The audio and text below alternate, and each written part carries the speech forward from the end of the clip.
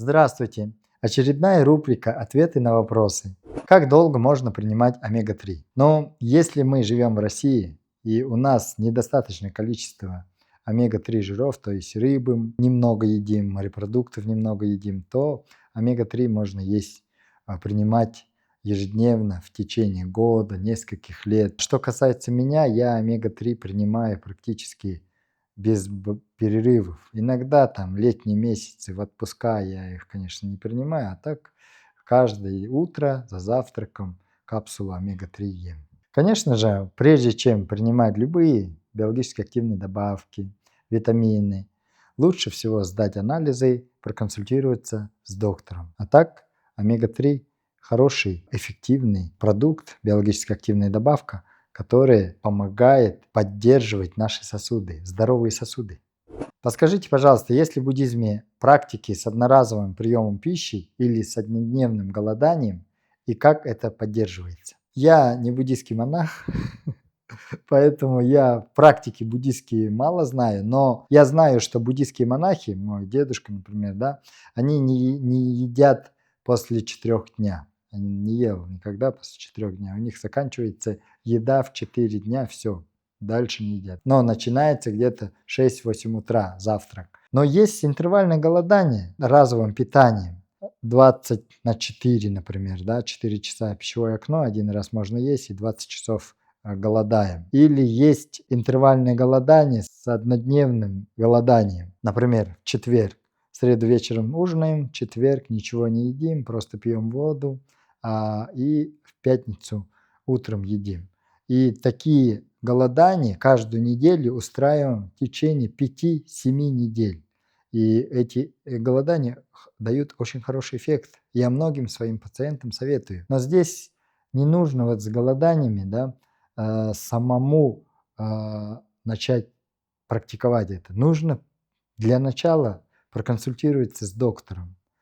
Проконсультироваться для того, чтобы как это правильно сделать. Если вы никогда не голодали, никогда никаким питанием не занимались, то для вас, конечно, лучше всего посмотреть ролик, мой ролик про голодание, и как нужно входить в голодание, там я рассказываю, и как выходить из голодания. А если в виде практики буддийских каких-то, да, то это вам нужно спросить у своего учителя, который дает вам практику.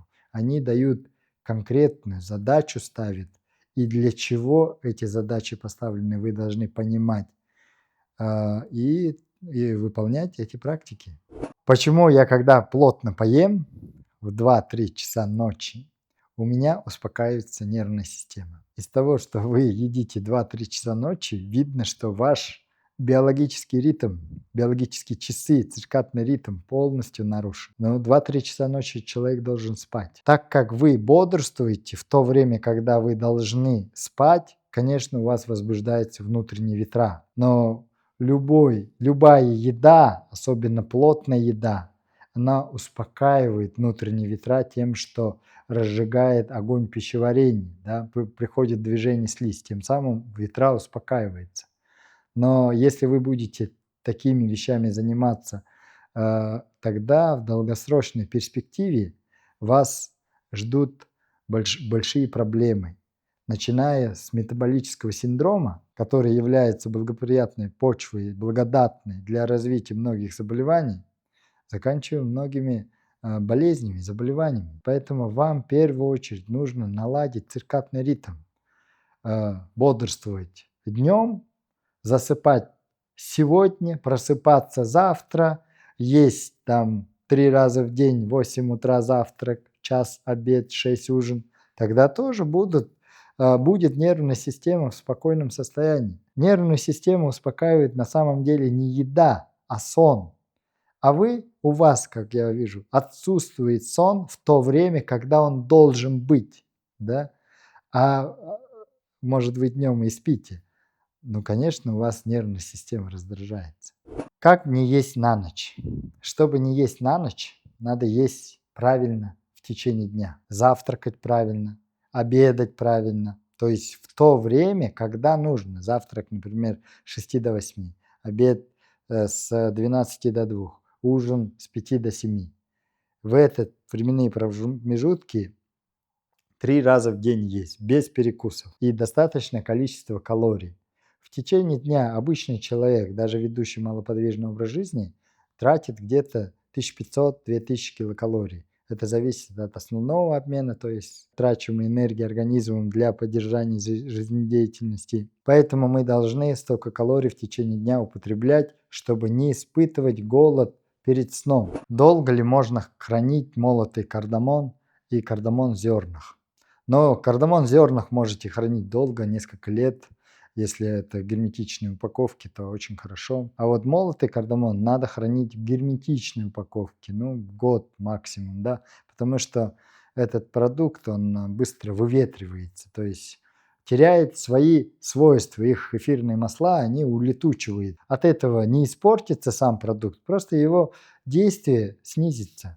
Вот у нас растительные сборы мы делаем, да, они в виде порошка. Мы их каждый год обновляем, потому что они как улетучиваются, их активные вещества, эфирные масла и так далее. Но продукт сам не портится, не тухнет, не гниет, просто эффективность снижается. Можно ли между приемом пищи пить компот или сок? Питье таких напитков, компот и сок между приемом пищи считается как перекус. А перекусывать с точки зрения правильного питания нельзя. Поэтому нельзя. Но если вы будете пить компот или сок после еды через 20 минут, но это не считается как перекус, это считается продолжение приема пищи. Это не противоречит правильному питанию. Но компот и сок – это продукты с высоким гликемическим индексом, поэтому вы должны понимать, если у вас проблемы с сахаром, с повышением уровня сахара в крови, то лучше от этих продуктов вообще отказаться, напитков отказаться. Уважаемый доктор, какие каши вы кушаете по утрам? Скажите, пожалуйста. Многие люди вопросы задают, что я ем, какие каши ем. На самом деле мой рацион питания, он очень скудный в плане разнообразия, но при этом натуральный. Для меня еда – это просто еда. Я не придаю еде других значений. Еда мне нужна для того, чтобы восполнить энергию, получить от еды энергию, чтобы жить, кайфовать, радоваться жизнью, да. Поэтому я скажу, что по утрам я ем в основном овсянку, гречку, ячмень, иногда перловку, ну и иногда, очень редко бывает дикий рис или вот пшенка, да. Но все эти крупы цельнозерновые. Где вы берете цельнозерновые крупы? Какие полезные? На самом деле все крупы цельнозерновые, они полезны. Именно цельнозерновые. Цельнозерновые – это крупы, которые не обработаны. Бывает, они сплющенные. Это не меняет их свойства. Бывает порезанные, то есть шелуха содержится, но их порезали, да, пополам. Они чуть быстрее готовятся, тоже это не влияет на их свойства. Я в основном покупаю цельнозерновые крупы, то есть моя супруга покупает в магазинах, заказывает где-то Озон Wildberries, или когда едет на рынок, она их, конечно, покупает на вес. Все цельнозерновые крупы – это источник углеводов и клетчатки, и их нужно употреблять утром. Почему утром? Потому что у нас целый день впереди, и нам нужна энергия, именно длинная энергия, которая будет в течение нескольких часов, 4-5 перевариваться, и к обеду мы будем испытывать голод. И при том, что правильное питание – это питание без перекусов, за завтраком цельнозерновые крупы как бы вас отвечает всем требованиям, поставленным нашей задачей дожить до обеда.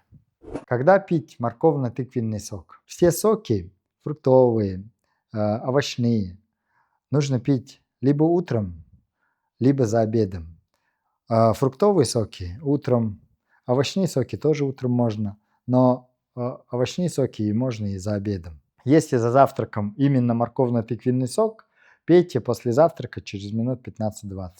Если за обедом, то пейте через минут 20 после обеда.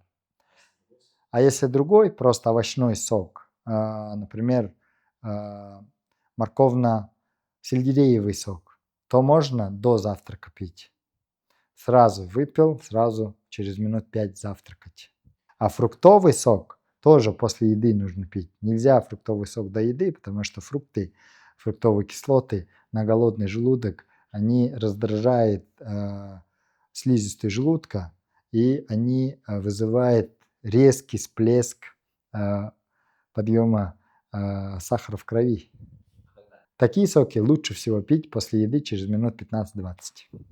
Можно ли пить утром перед завтраком овсяное молоко? Сама его делаю. И как часто? Можно пить. Если вы сами делаете, все, что вы сами делаете, овсяное молоко, натуральные такие продукты, можно пить за завтраком, но лучше их пить не до завтрака, а после завтрака, через минут 20, и именно за завтраком, не за обедом и не за ужином. В какое время дня можно принимать кефир? И нужно ли принимать кефир? Мне 58. Но кефир, если это домашнего приготовления, на закваске, да, это источник лактобактерий. Если рассматривать на этот продукт с этой точки зрения, конечно, этот продукт нужно. Должен быть в нашем рационе, чтобы время от времени сеять бактериями нашу микрофлору кишечную. И кефир, лучшее время для употребления кефира – это между обедом и ужином, где-то часов 3-4 часа дня. А если ваш кефир без сахара, натуральный кефир, то это, возможно, будет перекусом, но это будет полезным перекусом. Во-первых, кефир лучше будет усваиваться. Во-вторых, вот из-за чего пьем кефир? Из-за лактобактерий. Эти лактобактерии лучше будут оседать на стенках кишечника и будут лучше как сеять бактериями, лактобактериями наш кишечник. Если кефир будем пить вместе с едой, тогда меньше будет полезного действия от этого продукта, плюс будет вздутие, газы и так далее, может брожение какое-то случиться. Черемуху вы берете в цветочки или что-то другое? Что перемолоть? На самом деле я не понял вашего вопроса, но я понял слово черемуха. Смотрите, черемуха – это ягода, которая растет в Сибири, в средней полосе России, Алтай, Бурятия, Забайкальский край, там очень много черемухи. Это ягода такая темно-синего цвета, как черешня, да, как черника даже, иногда черного даже. Она имеет косточку, и мы эту черемуху собираем, как любую ягоду собирается, и перемалываем через мясорубку с косточками, да, и получается такая жижа, кости у него твердые, и с такой нерастворимой твердой клетчаткой, да, растительными волокнами. И вот эту жижу, туда ничего не добавляем, ни сахара, ничего, просто перемолотые замораживаем и едим в течение зимы и весны в качестве подсластителя к еде. Чаще всего, конечно, за завтраком. В обед черемуху не поешь и за ужином нельзя.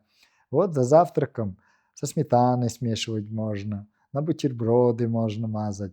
Это такая натуральная ягода с косточкой. Здесь польза в чем? Помимо того, что она вкусная, она содержит много клетчатки, нерастворимой, неферментируемой клетчатки, то есть косточки, да, и эти клетчатки, попадая в кишечник, они царапают слизистую кишечнику и тем самым как активизируют перистальтику кишечника, да. Но если есть такой момент, если черемуху съесть очень много одномоментно, может вызвать запор. Но перемолотая черемуха запоры сильно не вызывает. Но запоры от черемухи у нас в деревне лечат топленым маслом. У нас дети, когда собирают черемуху, могут съесть много, и они, конечно, глотают эти косточки целиком. У них косточки такие маленькие, 2-3 миллиметра. И эти косточки создают каловую пробку. У них запоры случаются, могут по 2-3 дня не ходить, и их заставляет пить топленое масло или такую жидкую сметану, сливки, да. Но через какое-то время все это вылетает. Как же в Монголии чай пьют с молоком? В чем секрет такого напитка? Монголия – это степная страна, зима холодная, весна суровая, ветреная, и там чай пьют черный с молоком, с топленым маслом, иногда даже туда добавляют немного соли. В чем секрет такого напитка? Этот напиток очень хорошо согревает человека, да, разжигает огонь пищеварения, разжигает внутренние обогреватели. И, конечно, это как еда почти получается. И мой дедушка, когда чай пил, всегда говорил, что чай должен быть кирпичного цвета. То есть ты должен заварить крепкий зеленый, не зеленый, черный чай, туда добавить молоко, и тогда чай становится кирпичного цвета. Добавить топленую ложку масла, щепотку соли, и тогда чай становится просто напитком, который а, разжигает и поддерживает внутренние обогреватели. Да? Но я придерживаюсь другого мнения о чае. Да? Для меня чай – это когда чай без ничего, заваренный чай в воде. И его свойство тогда проявляется, именно свойство самого чая в полной мере. Да? Когда мы добавляем молоко, сахар, масло, это уже совершенно другой продукт получается. И в Москве такой продукт на самом деле, разве что только зимой иногда можно. И то людям, которые не страдают атеросклерозом, повышенным холестерином и многими другими метаболическими заболеваниями. Поэтому пейте чай черный, зеленый, не добавляйте туда ничего, тогда это очень полезный, хороший напиток. Но это не значит, что чай с молоком, солью и топленым маслом плохой напиток. Этот напиток в том климате тем людям очень хорошо помогает. Вы должны понимать историю монголов. Это кочевники. В одном месте, в одной семье они выпили чай, на лошади им надо скакать еще 4-5 часов до другой юрты. Если такого чая не было, просто черный чай не пили бы, они бы с голоду по пути могли умереть или замерзнуть. Углеводы, жиры и сладости. Разве можно все это есть на завтрак? Да, можно. Поясню почему. Вот я рассказываю в разных роликах, какие продукты нужно есть за завтраком, какие продукты за обедом, какие продукты за ужином. Да? И я недавно только понял, что то, что я имею в виду, вот слушатели понимают немножко по-другому. Я когда говорю, за завтраком можно есть там яйца, бутерброды с топленым маслом или со сливочным маслом, сыр, запеканку, сырники, сало даже, да, и какие-то еще жиры, авокадо, там, слабосольные жирные рыбу, икру. Все это можно, каша добавляйте топленое масло. На самом деле я, конечно, не имею в виду, что все это в одну кучу. Плюс еще и быстрые углеводы, да, сладости даже можете. Да, можете есть, потому что утром у нас чувствительность к инсулину наиболее высокая, да, и не будет такого скачков глюкозы в крови. И белки, когда яйца там, да, можете есть, говорю. Я на самом деле не имею в виду все смешать и съесть за завтраком. За завтрак вы должны, вот основная еда. Я всегда говорю об основной еде, что это цельнозерновые крупы с топленым маслом. Потому что если вы без масла цельнозерновые крупы съедите, у вас через 3 часа захочется есть снова. Потому что аппетит, голод вы будете испытывать, да? А нам нужно где-то 4-5 часов до обеда дожить. Поэтому мы добавляем топленое масло. Топленое масло – это более качественное и полезное масло, так как там нет примеси, да? Это жир.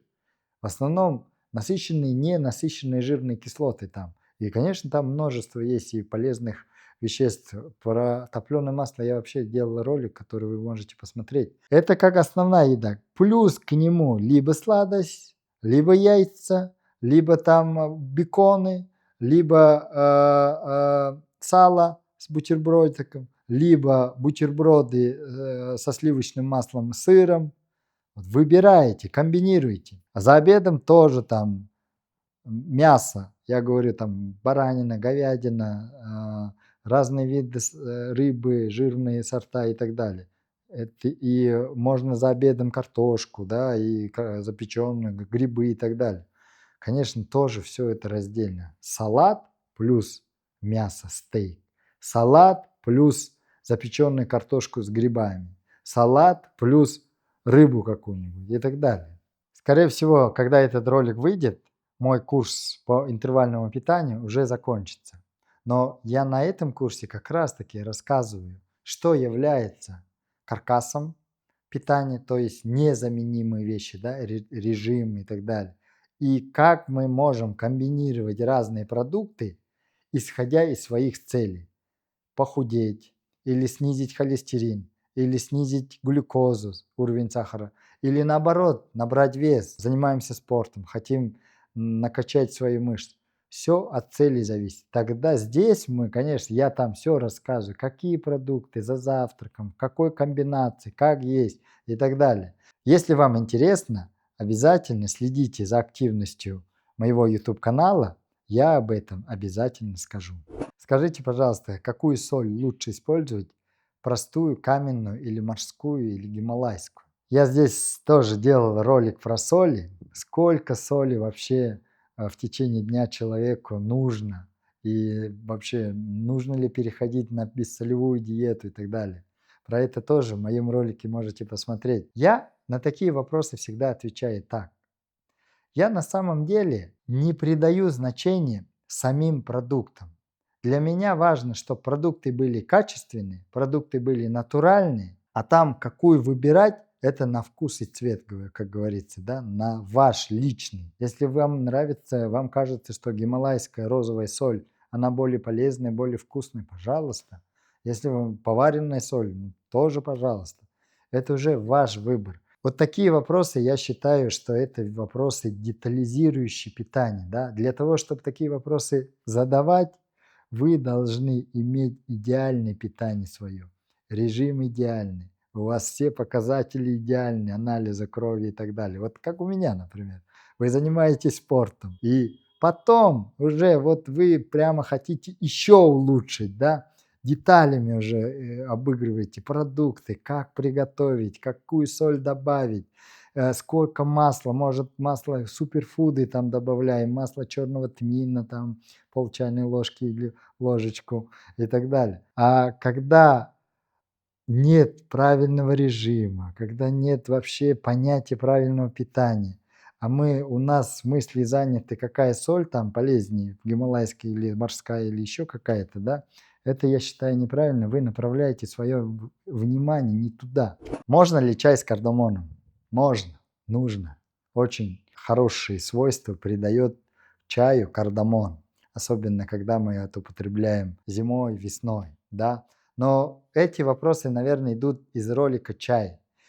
Я когда про какой-то продукт говорю, я говорю про свойства этого продукта. И прежде чем рассказывать свойства этого продукта, я всегда говорю, я здесь имею в виду чай без добавок, без ничего, просто чай. Я не смогу рассказать свойства чая с кардамоном, чай с корицей, чай с имбирем, чай с куркумой, чай. Это получается разные вообще свойства будут. Но когда я говорю о том, что я имею в виду только чай, это не означает, что нельзя пить чай с другими продуктами.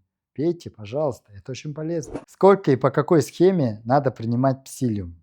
Здесь какие у вас цели? У псилиума на упаковке всегда написано, какие дозировки допустимы и когда. Псилиум принимается в утренние или вечерние часы. Псилиум – это растворимая неферментируемая клетчатка.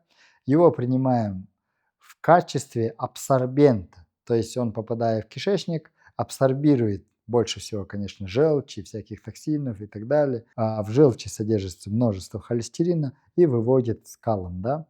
И у некоторых людей псилиум вызывает запоры. Некоторые люди чувствуют раздражение в кишечнике, дискомфорт. И на это обращать нужно внимание. И принимайте так, как написано на упаковке. Чашечка кофе с малюсеньким кусочком сыра – это перекус? Наверное, вы, задавая этот вопрос, надеетесь на то, что я вам дам индульгенцию и скажу, нет, это не перекус, сделайте так. На самом деле это перекус. И все такие перекусы и имеют долгосрочную перспективу. Да? Если вы иногда там в аэропорту, в поездке или где-то выпили кофе, чашечку кофе с сыром, от этого ничего не будет.